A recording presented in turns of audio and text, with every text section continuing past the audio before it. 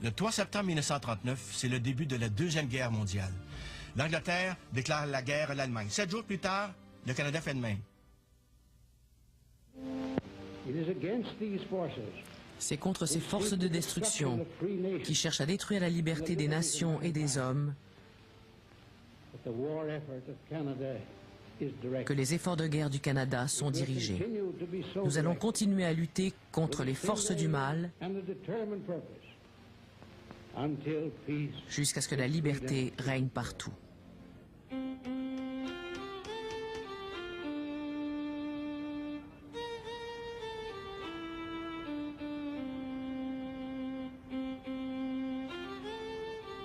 Plusieurs Québécois vont se présenter comme volontaires pour aller servir en Europe. Viens t'asseoir près de moi, petit ami.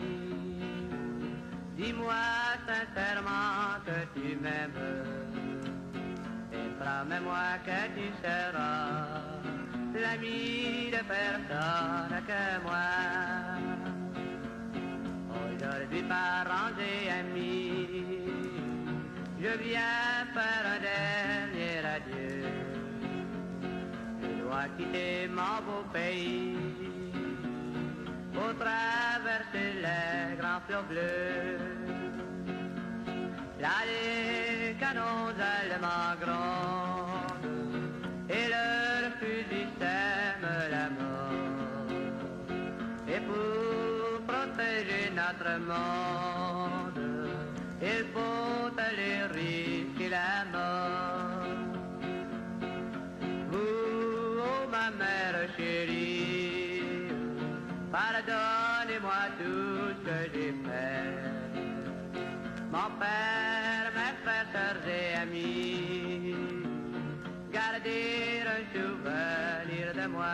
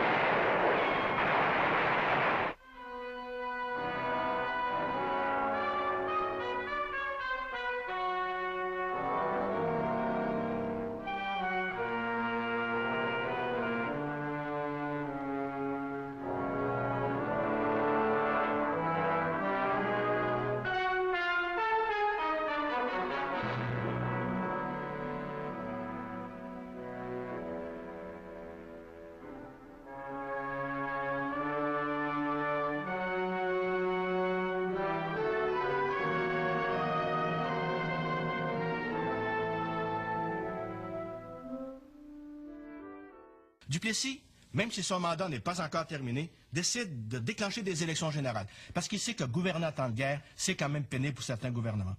La campagne électorale va porter justement sur la question de la conscription. Duplessis, lui, va insister beaucoup sur l'autonomie provinciale, disant que le fédéral va profiter de la guerre pour s'emparer des pouvoirs des provinces. La guerre met fin à la crise. Le chômage disparaît. Le travail devient quasi obligatoire. La main-d'œuvre doit s'enregistrer et les employés ne peuvent quitter leur travail sans autorisation.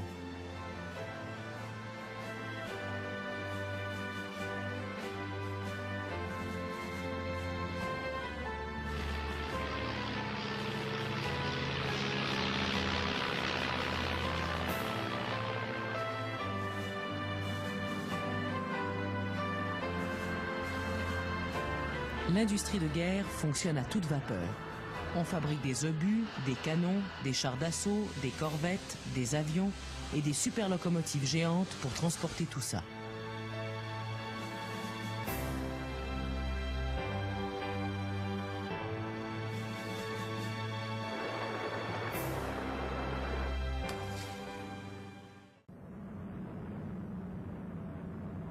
En 1940, les nouvelles qui parviennent de l'Europe sont de plus en plus mauvaises.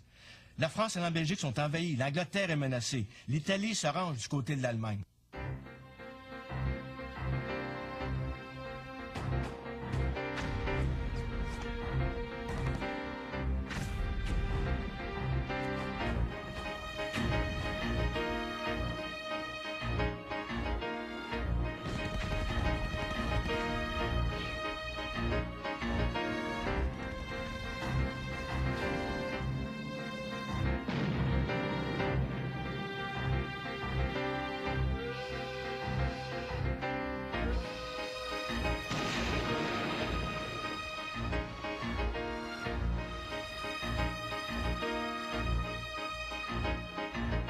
Le 18 juin 1940, le premier ministre libéral du Canada, Mackenzie King, annonce l'adoption d'une mesure qui rend le service militaire obligatoire sur tout le territoire canadien. C'est en quelque sorte une conscription limitée. Tous les Canadiens et les Canadiennes entre 16 et 60 ans doivent s'enregistrer. Le maire de Montréal, Camillien Houde, demande à ses citoyens de ne pas respecter cette mesure.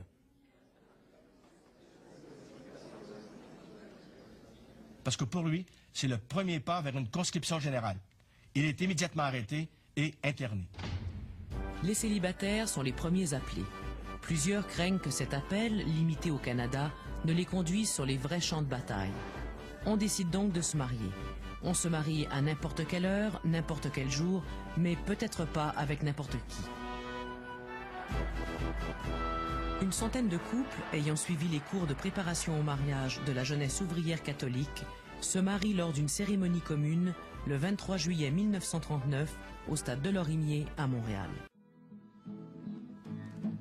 Ma fille chérie. En 1942, Mackenzie King va demander à la population de tout le Canada de le relever d'une promesse qu'il avait faite aux Québécois en 1939 lors des élections générales, à l'effet qu'il n'y aura pas de conscription pour le service militaire obligatoire outre-mer. On va organiser un plébiscite. 80% des Canadiens vont répondre oui à la demande de Mackenzie King et 80% des Québécois vont répondre non.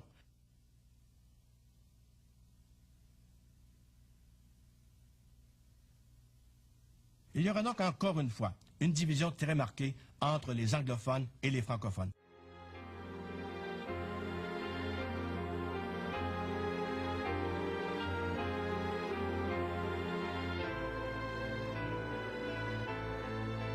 Il y a beaucoup de Canadiens français qui vont aller combattre lors de la Deuxième Guerre mondiale volontairement.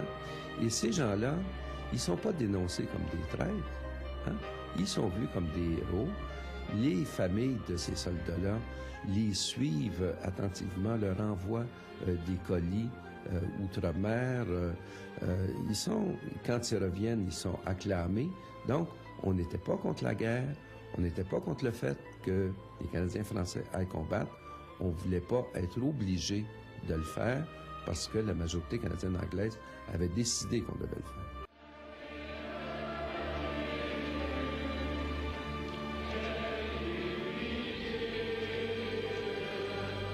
Hitler représente la félonie et l'organisation du mal.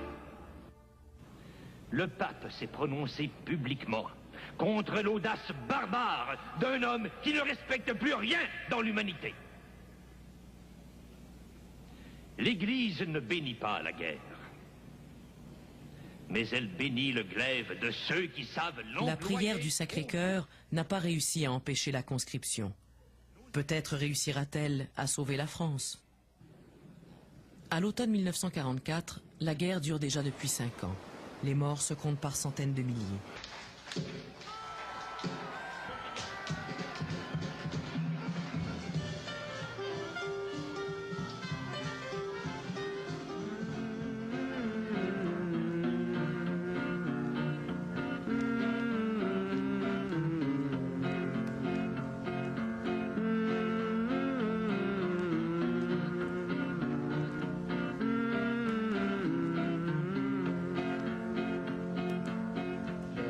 Parmi vous ici, le plus beau séjour, mes amis. Et si Dieu me garde la vie, je reverrai mon beau pays. Le retour du front des soldats québécois va signifier une plus grande ouverture au monde.